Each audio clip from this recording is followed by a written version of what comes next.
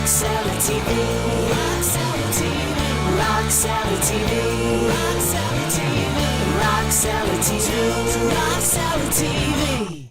Let's talk about Unleash the Love. It's been a while since you released solo music, and in terms of the message and the positivity of the record and what you're getting across, it really seems to fit in with the political, the socio-political and cultural climate of today. Talk about the record and the backstory.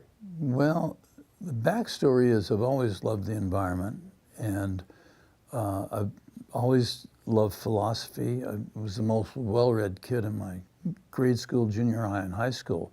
And although I got what's called a 98 on the Iowa test, which is pretty high, I graduated closer to the bottom of the class than I did the top because I was hanging out with the brothers on the track team. And so, but nonetheless, I was really not good at math, not good at science, but I really loved lyrics, literature, language, social studies, history, you name it. I remember in the 8th grade, I did a buddy report where you do something with another person, my friend Craig Owens, who we ran track with and cross country during high school. But in junior high, we did a report on Adolf Hitler. I read Mein Kampf, The Rise and Fall, all that stuff. And, got a AA on it. So, but I was always fascinated in the spiritual side and the philosophical side and the religious side of things.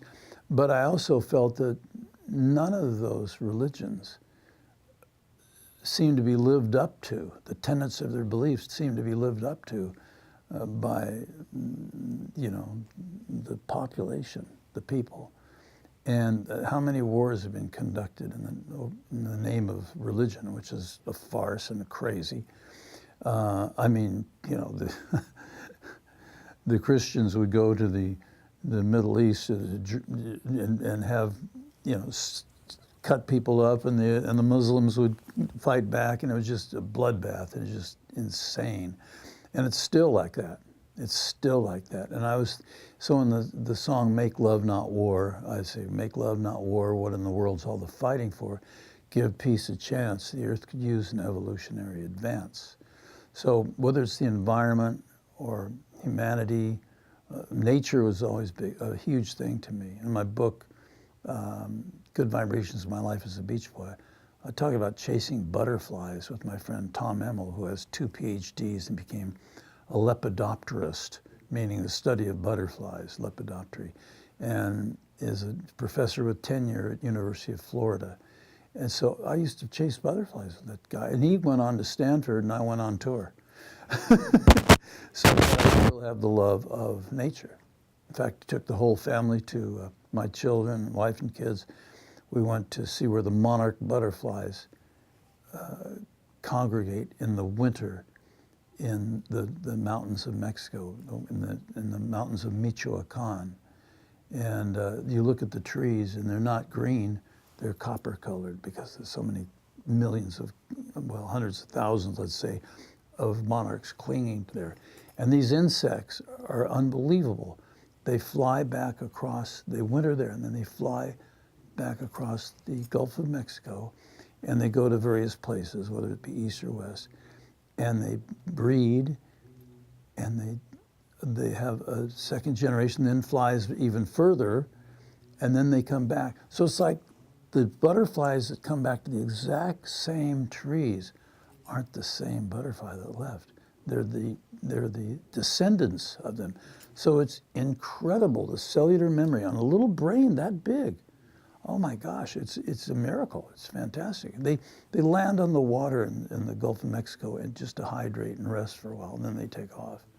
So, I mean, how is that done? So nature's been always a huge fascination to me, and I deplore the desecration of the planet, therefore, and I think that Mother Nature has all the time in the world, and humans don't.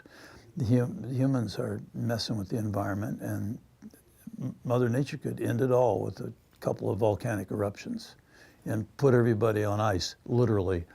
So I think it's, some of these songs perhaps might, ring a bell with, in the sense of, we have to we only have one Earth. There's a song called Only One Earth. It's time for sharing, a time for caring for what it's worth. There's only one Earth, and our survival depends on the Earth.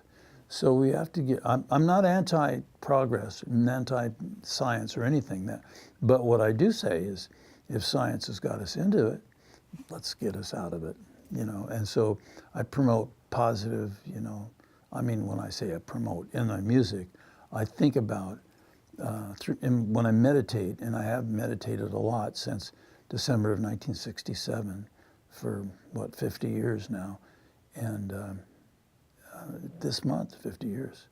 And, you know, I've done a lot of thinking about myself, the world, you know, and the environment, the people in it, the value of meditation that potentially could help change the world from chaos and misery and suffering and to positivity and progress and, you know, things like really good health and happiness.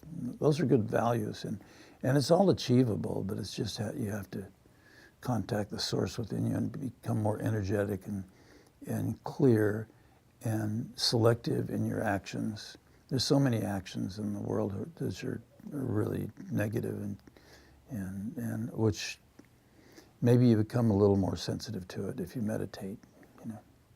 What must be joyful for you with this record is 4 of your children, it's like a family affair, are a part of this record, which really is a continuation of how things happen with your family. It is. growing up. I'm glad you caught that. That is so true.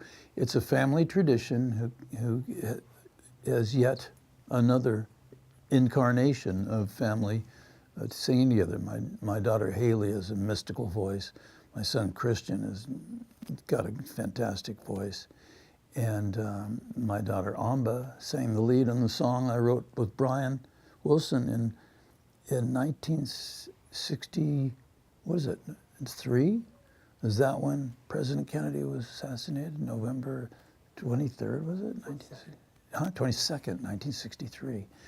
Well, we woke in the morning after writing this song to the news that President Kennedy had been taken to the hospital in Dallas. So we knew what that was all about. So in January 1 is when I believe we recorded the song, and it was charged with a lot of emotion. But to see my daughter, Amba, who will be 22 in just a few days, to listen to her sing it, and with us harmonizing and backing her up, it's pretty incredible. And she once asked me several years ago, she might have been 15, 16 years old, she said, "Hey, Dad," "Yeah, Amba." Amba's her name. "Yes, Amba. Did you write the words to The Warmth of the Sun?" I said, "Yeah, I did." She said, "Dad, you're a genius." So to hear that from your teenage daughter, that you don't hear that a lot, you know, from teenage daughters. You hear other things that Yeah, aren't so you hear plenty of stuff, believe me, but that was very sweet.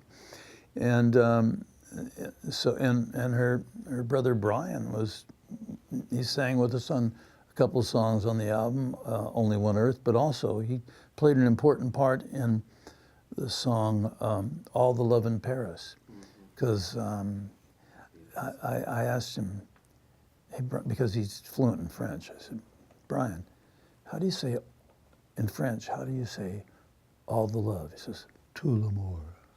I said, "How do you say that all the love in Paris?" "Tout l'amour à Paris." Okay, that's great. Let's do it. So the opening chorus, which I came up with the concept for the chorus, my friend Paul Farzo, who produced the song originally, he came up with a really nice melody of the verse, and he wrote one of the verses. I wrote another verse, so it was true collaboration. And more recently, when we reproduced it, Michael Lloyd we asked Dave Koz if he'd come in, and he blew a fantastic solo. I mean, the guy's a well-known player and is a really neat person. But I texted him and told him that, you know, "Dave, you really blew my mind. I love your solo on that." I mean, and he just honked a little bit at the end of it. He says almost a little tip of the cap or the reed or something to a bit of rock and roll there on the way out. So he just, I think that it's such a fantastic romantic song. So I love doing that. And the chorus, it's my son Christian, my son Brian, myself, Paul Farzo, originally Randell Kirsch, who played bass and sang high with us for many years. But then Jeff Foskett came in and did some stuff too. So it was an amazing evolution of that record. Rock Salad TV. Rock Salad TV. Rock Salad TV. Rock Salad TV. Rock Salad TV. Rock Salad TV.